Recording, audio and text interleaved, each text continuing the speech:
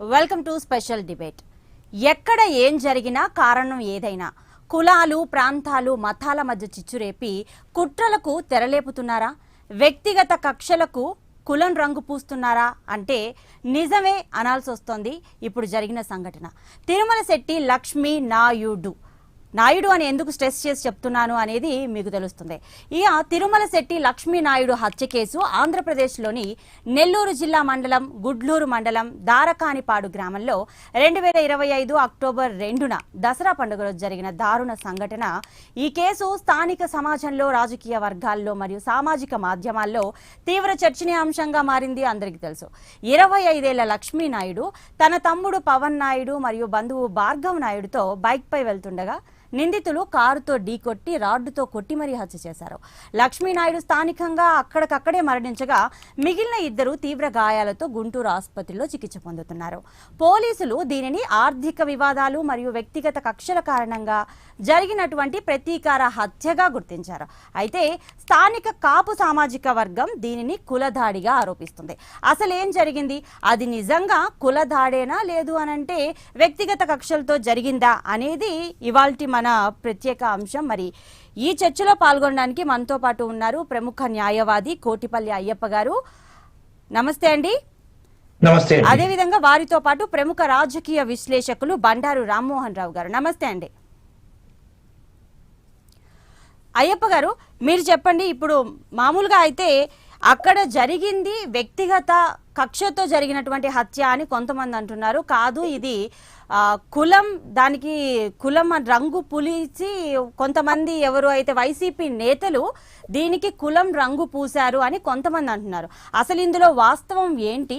ఇంకొక రకంగా చూసుకుంటే నెల్లూరు ఎస్పీ అజిత వేజెండ్ల కూడా కృత్రిమ మేధతో నకిలీ వీడియోల్ని సృష్టించి ఇంత రచ్చకు కారణమైన వాళ్ళందరి మీద కూడా కేసు పెట్టి బిఎన్ఎస్ సెక్షన్ 352(2)(3) కింద కేసులు నమోదు చేస్తాము అని చెప్పారు. అసలు ఈ బిఎన్ఎస్ సెక్షన్ అంటే ఏంటి? ఏవేవి ఆరోపణలు దీని కిందకు వస్తుంటాయి? అసలు ఈ సంఘటనలో వాస్తవాలని వక్రీకరించి ఎస్పీ గారు మాట్లాడటం అనేది చాలా దురదృష్టకరం అండి.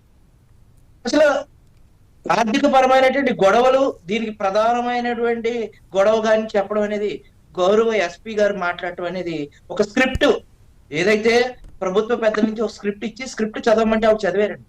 అంటే ప్రశ్నించే గొంతుకుల్ని నొక్కడం అనేది, పోలీస్ అధికారంతో ప్రశ్నించే గొంతుల్ని నొక్కడం అనేది ఇందులో స్పష్టంగా అర్థమవుతుంది.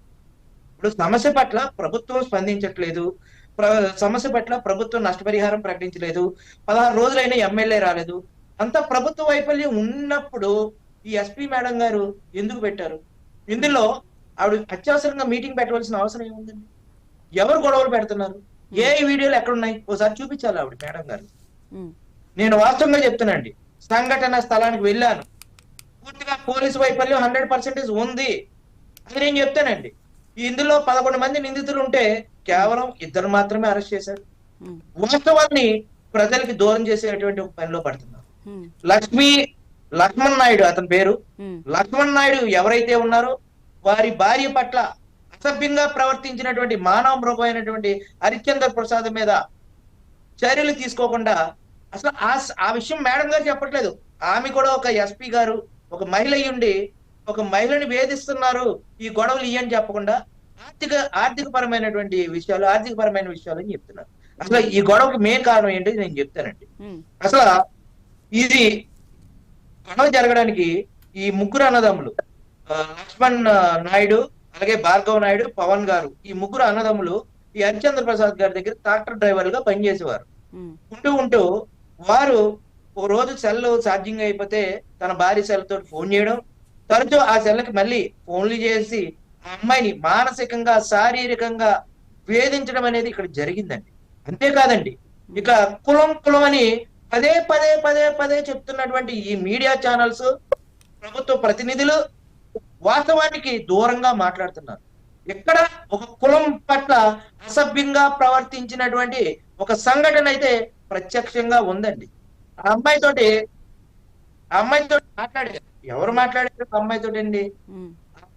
ప్రసాద్ అనే అతను, మేము పైనుంచి కింద వరకు మా సామాజిక వర్గం ఉంది, అధికారంలో మేము ఉన్నాము, నువ్వు ఏం చేసినా సరే మీరు ఏమీ చేయలేరని చెప్పి ఒక కులాన్ని, ఇది నేను మీడియా ముఖంగా మాట్లాడకూడదు కాబట్టి చెప్తున్నాను, ఒక కులాన్ని చాలా అవహేళన చేస్తూ తన అధికార మదాన్ని చూపిస్తూ మాట్లాడినటువంటి ఒక సంఘటన ఆలస్యంగా వెలుగులోకి వచ్చి ఆయన మాట్లాడినటువంటి మాటల వల్ల ఎంత ఉధృతి రేకెత్తిందండి.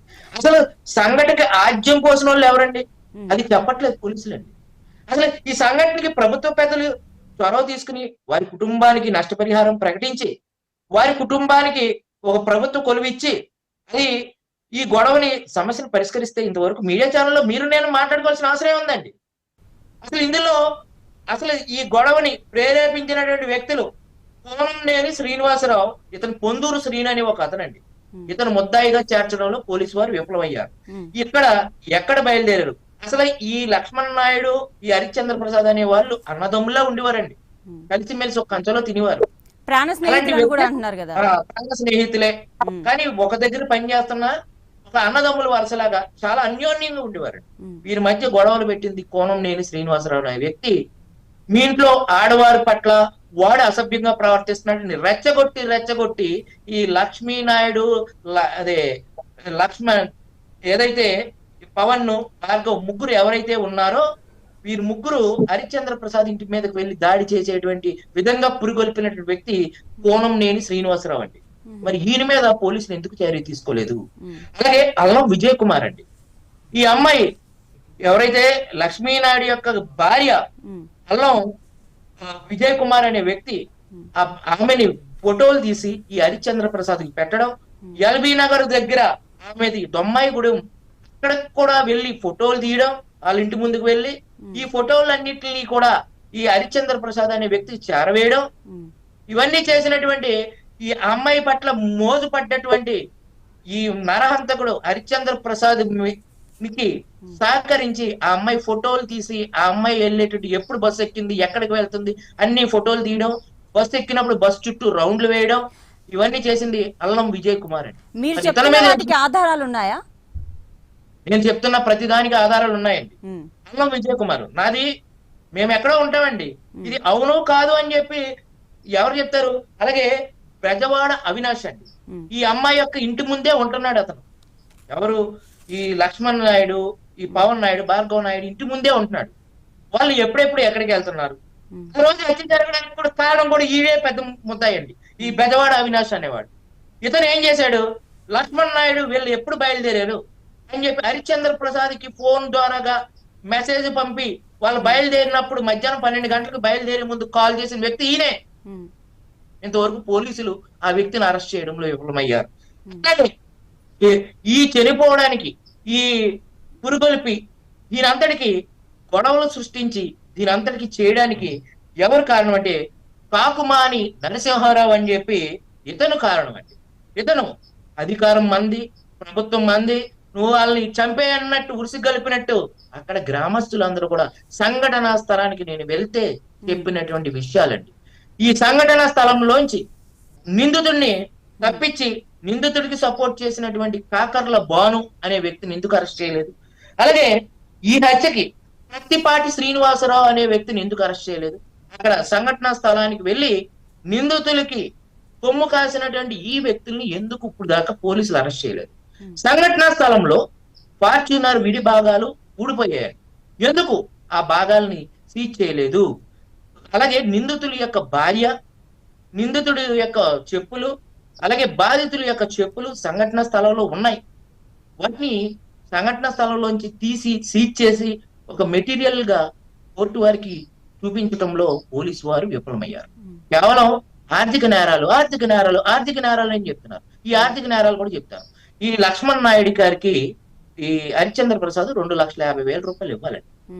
దాని నిమిత్తం ఒక పాత ట్రాక్టర్ వీళ్ళకి ఇచ్చారు, ఇంకా 50,000 రూపాయలు ఇవ్వాల్సి ఉంది. వాస్తవం అండి. ఆ 50,000 నిమిత్తం అతను ఏం చేశాడు? నా ట్రక్ దొబ్బేశాడని చెప్పి లక్ష్మణ్ నాయుడు మీద కేసు పెట్టాడండి. ఎవడు? ఇతను. అప్పుడు వెళ్తే అది కాదండి, ఆ భార్యని ఎలా వేధిస్తుంటే, ఆ అమ్మాయి కూడా వెళ్ళింది పోలీస్ స్టేషన్ కి, ఎస్ఐ గారికి కూడా చెప్పడం జరిగింది.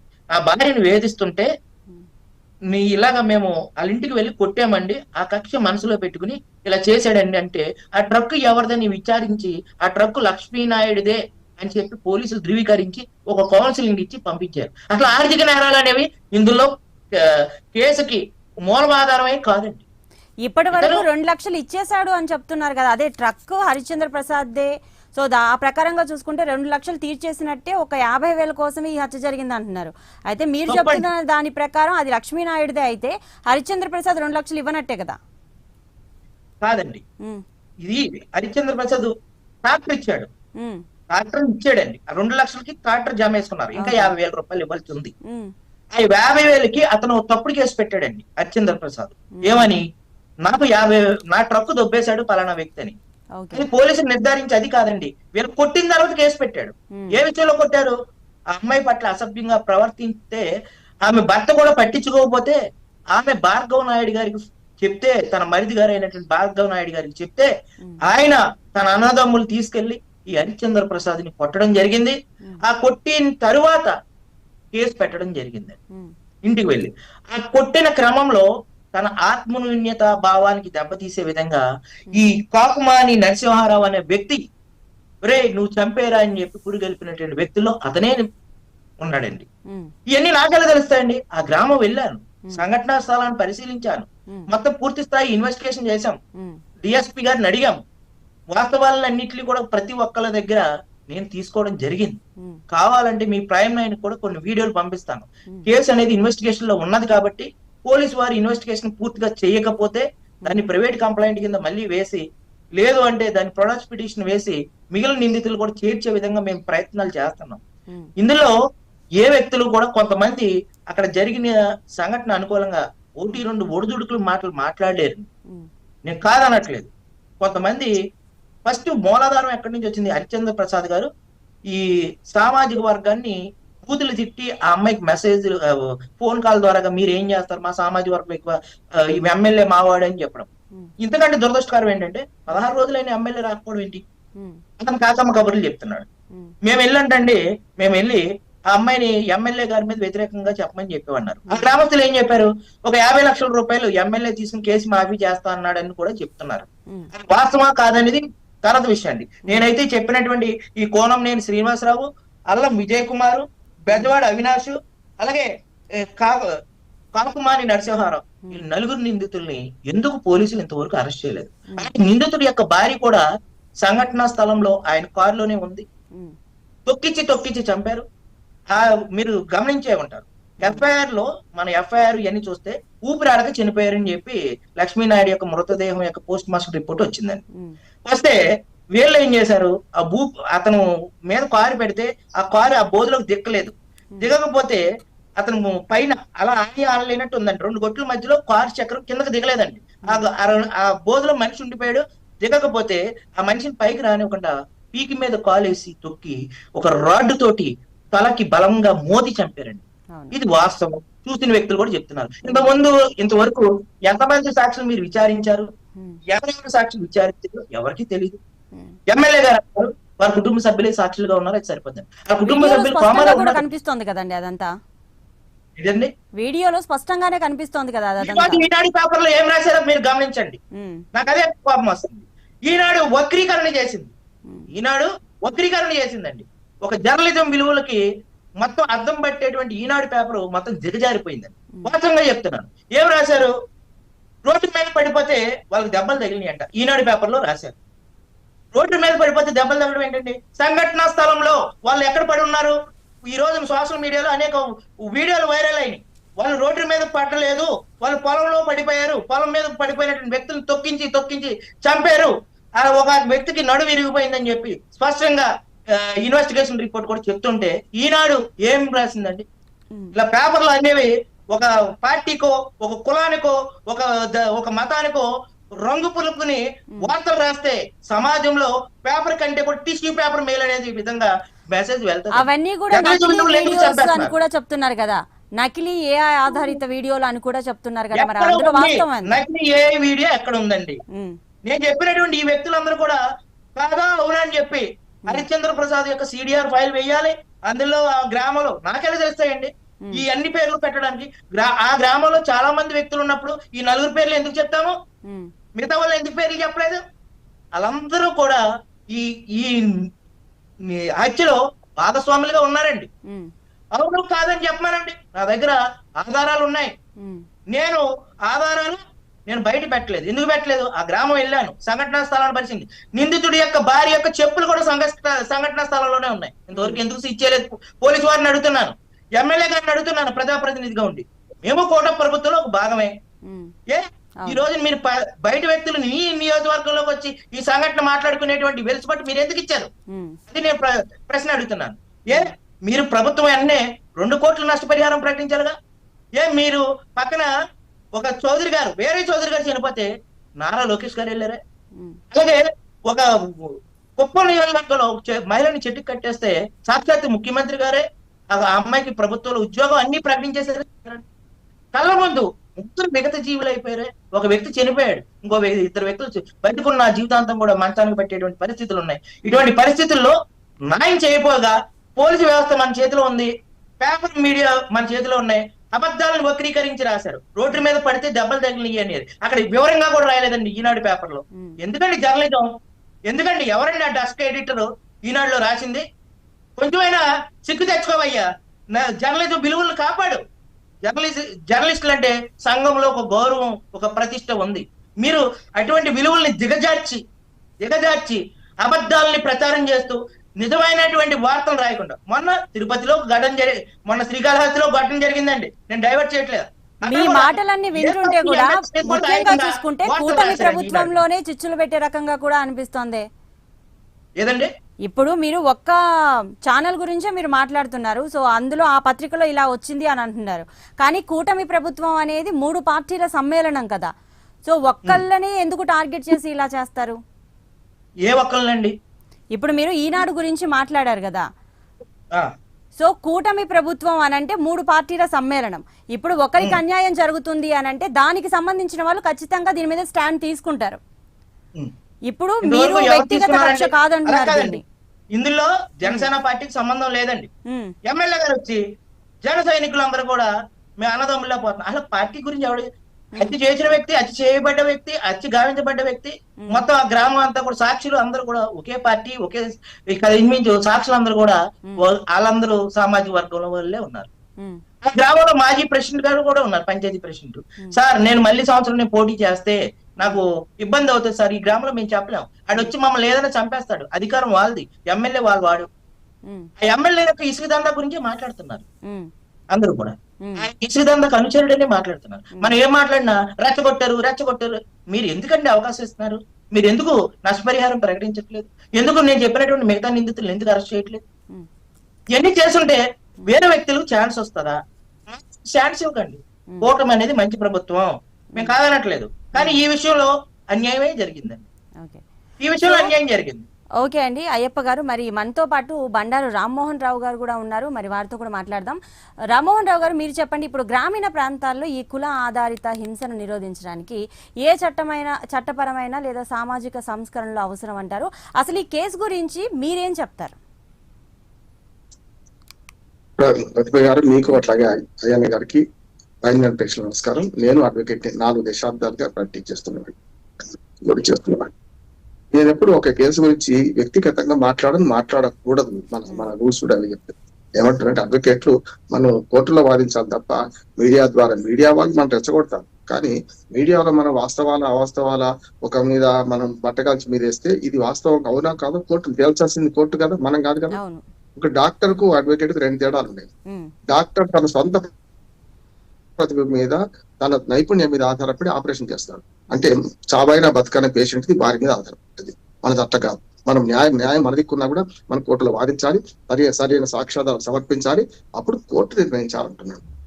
ఇప్పుడు మీడియా ట్రయల్ ఏంది నాకు ఎప్పటికీ అర్థం కానీ అనుకోకుండా వచ్చాను. కానీ నాకు అయ్యన్న వారి పట్ల గౌరవం ఉన్నది. కానీ అక్కడ వారు చూసిన విషయాలు ఏం చేయాలి? వారు ఇప్పుడు నిందితులు ఎవరైతే బాధితుల పక్షాన అడ్వకేట్ వారు కదా, నిందితుల పక్షాన కాదు. జనరల్ గా ఏమైందంటే బాధితుల పక్షాన ప్రభుత్వం ఉంటది, నిందితుల పక్షాన ఎక్కువ డిఫెండ్ మనం చేస్తాం నిందితుడిని, అది ఉంటది. కానీ వారి బాధితుల పక్షాన అడ్వకేట్ కనుక వారు చేయాల్సిన పని ఏంటంటే ఈ మీడియా ట్రయల్ ఇక్కడ కాదు చేయాల్సింది. కోర్టులో వారి దగ్గర ఉన్న ఆధారాలు ఏమైనా ఉంటే అవసరమైతే ఆ కేసులో ఇంప్లీడ్ అయ్యి పబ్లిక్ ప్రాసిక్యూటర్ సహాయం చేయాలి. అది కనుక వాడు ఒప్పుకోకపోతే మన వలన చాలా కరెక్ట్, మన ప్రైవేట్ కేసు వేసుకొని మనం వాదించుకోవాలి. అయ్యా నేను చట్టం కూడా అనుమతిస్తుంది, నేను ఇందులో నిందితుని పక్షాన కాదు, నేను బాధితుని పక్షాన ఉన్నా, బాధితుని పక్షాన ప్రభుత్వం సరిగ్గా చర్యలు తీసుకొని నేను వారి పక్షాన వాదిస్తానని కూడా మనం వాదించవచ్చు. ఇప్పుడు నేను జైల్లో ఉన్న ఖైదీల పట్ల కూడా నేను వాదిస్తాను, జైల్లో ఉన్న ఖైదీలకు హక్కులు ఉంటాయని. అందుకని చెప్తున్నాను, వారు అయ్యన్న గారు తప్పట్టలేదు, కానీ వారు ఇక్కడ ఈ మీడియా ట్రయల్ ఈనాడు ఏం చేసింది, మళ్ళీ ఏం చేసిండు, పుల్ల ఏం చేసిండు, ఇది సమస్య కాదంటున్నాను. ఇది కోర్టులో తెచ్చుకోవాల్సింది. మన మీడియా ద్వారా ఎంత చర్చించినా ఇది అరణ్య నిరోధం తప్ప ఇంకోటి ఏం కాదు. ఇక ఆంధ్రప్రదేశ్ రాజకీయాలకు వస్తాను. ఇప్పుడు ఇందులో రాజకీయం సమస్య ఎందుకు వచ్చింది? ఎమ్మెల్యే వస్తే చచ్చిపోయిన వాడు దేశం వస్తాడా? లేకుంటే ఎమ్మెల్యే వర్గం ఏదైనా వస్తే సానుభూతి చూపెడితే చచ్చిపోయిన వాళ్ళు మొత్తం బతికి వస్తారా? కాదు కదా. కుల ప్రస్తావన వచ్చింది కాబట్టి అక్కడ ఉన్నటువంటి ఎమ్మెల్యే కాపు కులం కాదు కాబట్టి చూడ్డానికి రాలేదు అని చెప్పి ఒక వర్గం వాళ్ళు చెప్తున్నారు. అలాంటప్పుడు అక్కడ జరిగినటువంటి ఇష్యూ గురించి ఎవరెవరో వచ్చి పలకరిస్తూనే ఉంటారు కదా. అలాంటిది ఈయన కాపు వర్గం కాబట్టి కమ్మ సామాజిక వర్గానికి చెందినటువంటి ఎమ్మెల్యే చూడ్డానికి రాలేదు అనేది వాళ్ళ వాదన. అదే అది మనం ఎట్లా చెప్తుంది. నేను అడ్వకేట్, నేను కానీ అజయ్ గారు మాట్లాడొద్దు అంటున్నాను ఈ విషయంలో. వాడు నష్టపోతాడు ఎమ్మెల్యే పోకపోతే మనకేం నొప్పి అంటారు. చూడగానే చచ్చిపోయిన వాటి లేచి రాడు కదా అంటున్నాను. చాలా తీవ్రంగా పరిశీలించింది. ఏంటంటే మన అడ్వకేట్లు కోర్టులో వాదించాల్సింది, కానీ ఆ ఎమ్మెల్యే వచ్చిండా, ఈ సర్పంచ్ వచ్చిండా, ఆ రాజకీయాలతో మనకేం పని. నేను ఎప్పుడు కూడా కేసులో ఊళ్ళలోకి పోను. వాళ్ళు కోర్టులో సబ్మిట్ చేసిన దాన్ని బట్టి నేను వాదిస్తాను. ప్రభుత్వం స్పందించలేదు, బాధితులకు ఎటువంటి న్యాయం జరగలేదు అని అంటున్నారు వాళ్ళు. అవునమ్మా, ఎక్కడ వాదించాలి? ఇక్కడ మనం వాదించేది. లేకుంటే పత్రిక వాడు ఈనాడు సరిగ్గా రాసిండా రాలేదు మనకెందుకు? ఈనాడు చూసే తీర్పు ఇవ్వడు కదా కోర్టులో. తగిన సాక్ష్యాధారాలు ఉంటే నిందితుడు అరెస్ట్ అవుతాడు, నిందితుడు జైలుకి పోతాడు, వాడు శిక్ష అనుభవిస్తాడు.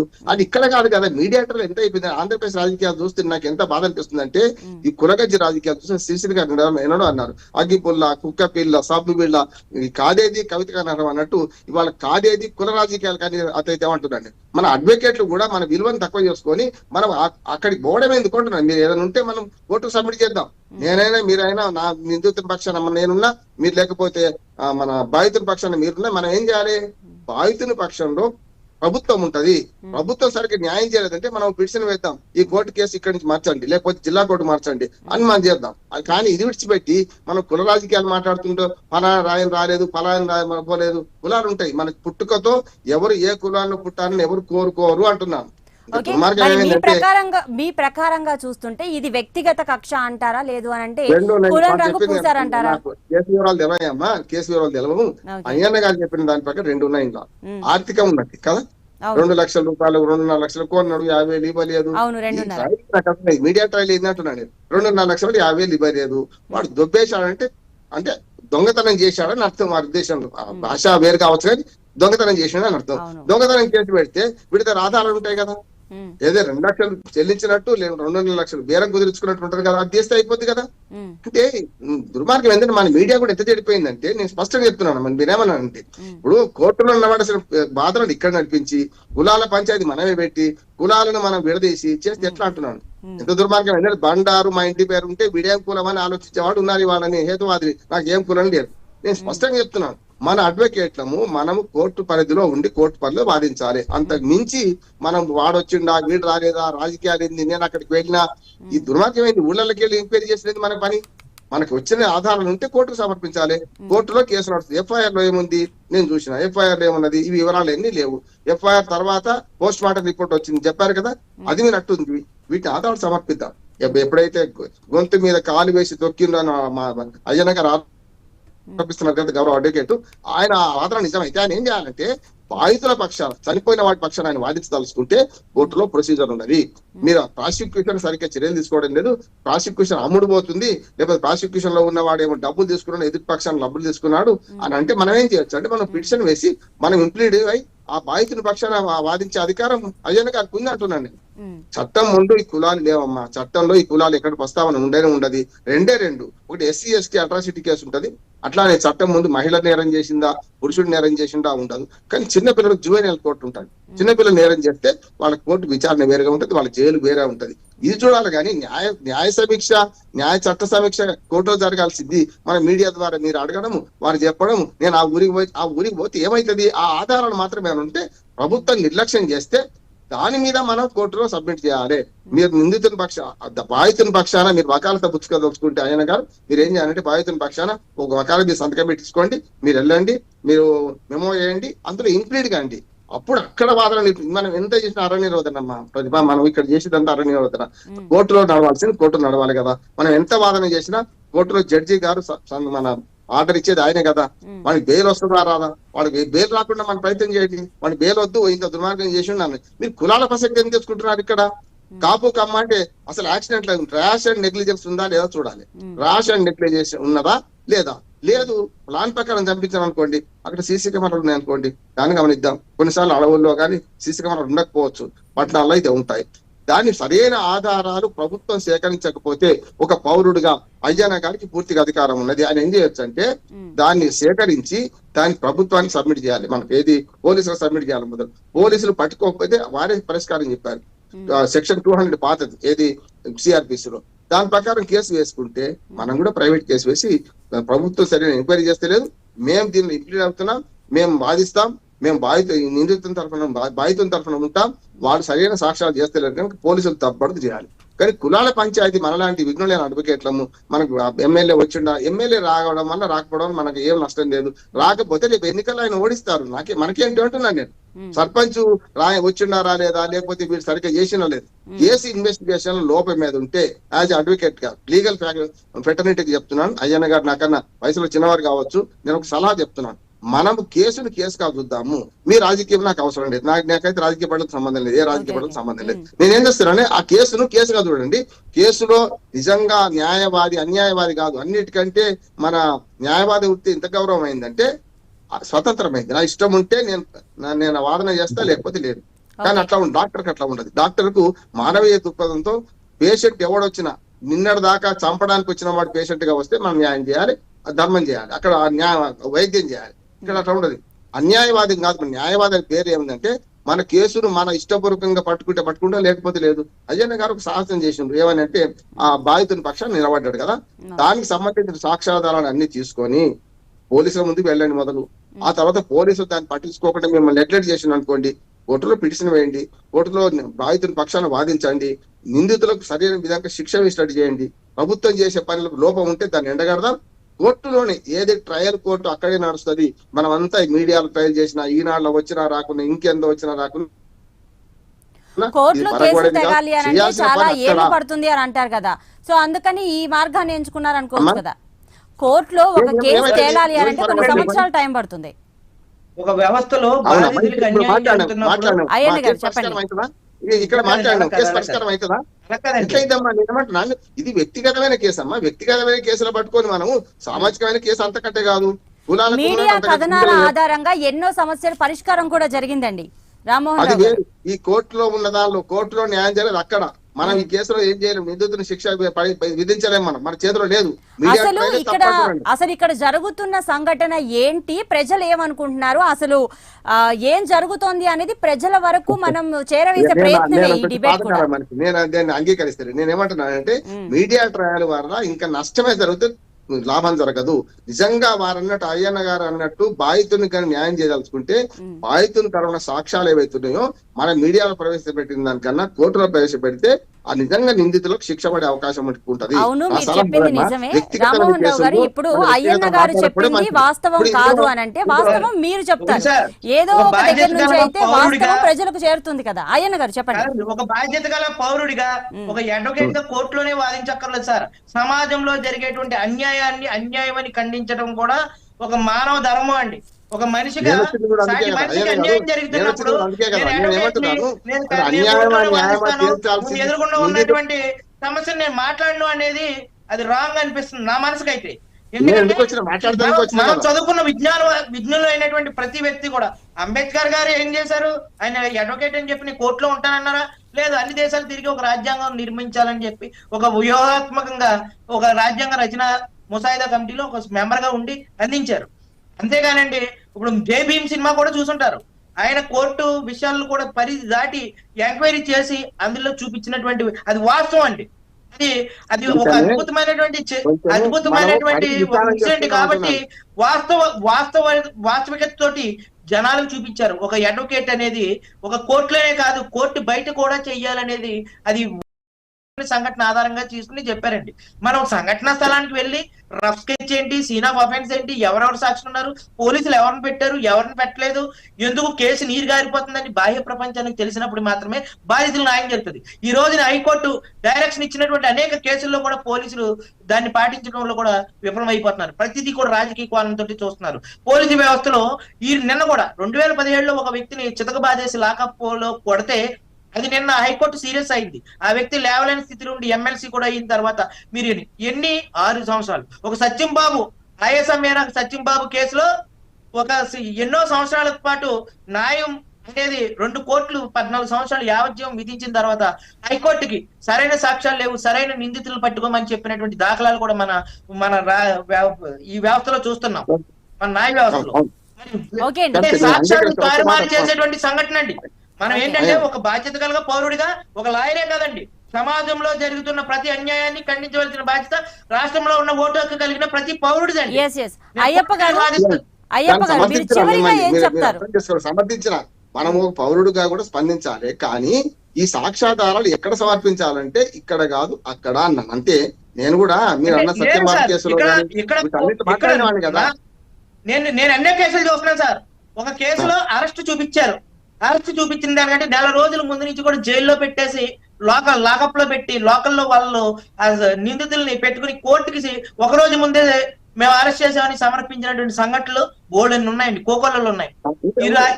ఈ దేశంలో న్యాయస్థానాలు చెప్పేది ఒకటి, పోలీసులు పాటించేది ఒకటి అండి. అదే చెప్పింది నిన్న. మొన్న కూడా పోలీసు వ్యవస్థను కూడా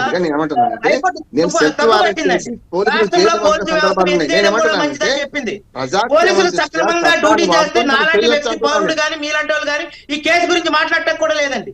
ఉన్న సాక్ష్యాల మీద ట్రయల్ జరుగుతుందండి, ఉన్న సాక్ష్యాల మీద ట్రయల్ జరుగుతుంది. ఆ రోజుకి వచ్చేటప్పటికి పోలీసులు అడిగితే ఒక రకంగా ఉంటది. ఇప్పుడు నేను వెళ్ళి అడిగాను అనుకోండి, నాకు ఎవరు సీసీ ఫుటేజ్ ఎవరు, కానీ పోలీసులు వెళ్ళి అడిగారు అనుకోండి వాళ్ళకి ఇస్తారు. అప్పుడు మనం ఎలా కృషి చేయగలుగుతాం? సామాజిక మాధ్యమాల ద్వారా విశ్లేషణాత్మకమైనటువంటి వివరణలు ఇస్తే బాధితులకి న్యాయం జరుగుతుందండి. దాన్ని బట్టి మన కోర్టులు అనేది తర్వాత స్టెప్ అండి.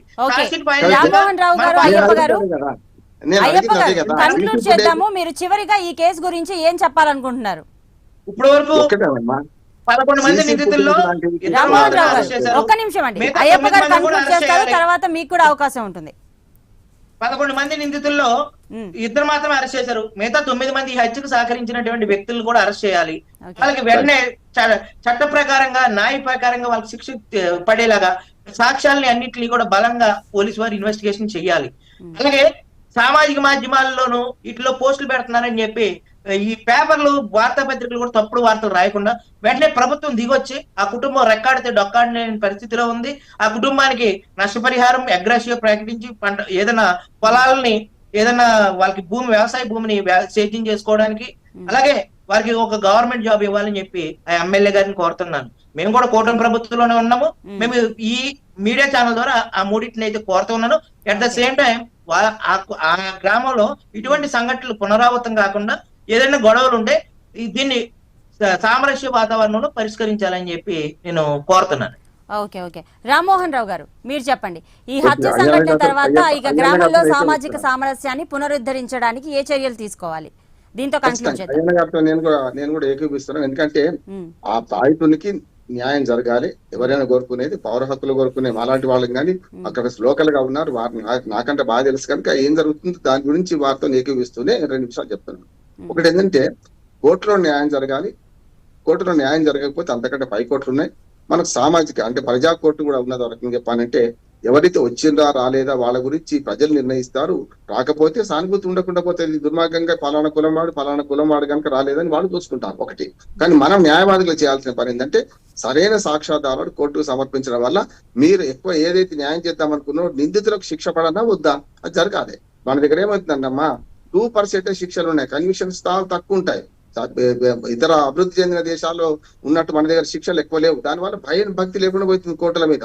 కానీ నేనేమంటా అంటే నిందితులు అరెస్ట్ కావాలి, ఆ నిందితులకు శిక్ష పడాలంటే సరైన సాక్ష్యాధారాలు ఉండాలి. అయ్యన్న గారు లాంటి యువ న్యాయవాదులు ఆ పని చేస్తే కోర్టుకు సమర్పిస్తే మంచిది. ఇక్కడ మాట్లాడొద్దాను నేను అంటలేను. నేను ఎందుకు మాట్లాడుతున్నాను, ఎందుకు వచ్చినా ఇక్కడికి నేనేమంటున్నానంటే మనం సమాజ సేవకులుగా న్యాయవాది కావాల్సిన అవసరం లేదు. పౌరుడిగా మనకు బాధ్యత ఉంది, చెయ్యాలి.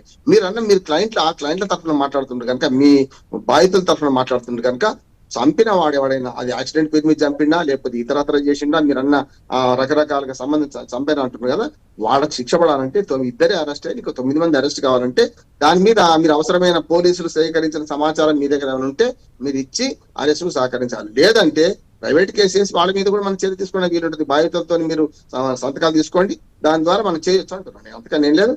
ఇవాళ ఈ కేసును మాట్లాడొద్దు అంటలేను నేను. కానీ మీడియా ట్రయల్ కంటే అక్కడ కోర్టులో జరగాల్సింది జరిగితేనే శిక్ష మనం వేసే అధికారం లేదు. కేవలం మనం చర్చను ప్రేరేపిస్తాం. ఇక్కడ సామాజిక అసమానత లేవు. ఇద్దరు, ఒక ఎస్సీ ఒక బీసీ లేదు. రెండు కులాలు, వేరు కులాల మధ్యన ఈ రెండు ఆర్థిక లావాదేవీలు ఉన్నాయి, సామాజిక లావాదేవీలు ఉన్నాయి, పంచాయతీలు ఉన్నాయి. దీని ద్వారా చంపిండా లేదా నిర్ణయం చేసేది పూర్తిగా ఒక హత్య కేసులో జిల్లా కోర్టులో నడుస్తుంది. ఇక్కడ నడిచేది కాదు ట్రయల్, కింది కోర్టులో నడిచేది కాదు. ట్రయల్ కోర్టు, జిల్లా కోర్టు హత్య కేసులో హత్య కేసు పెట్టబడితే, లేదు చిన్న కేసు అనుకోండి, దాన్ని ఏం చేయాలి, మన సెక్షన్ ఆల్టరేషన్ కోసం మనం పెట్టాలి.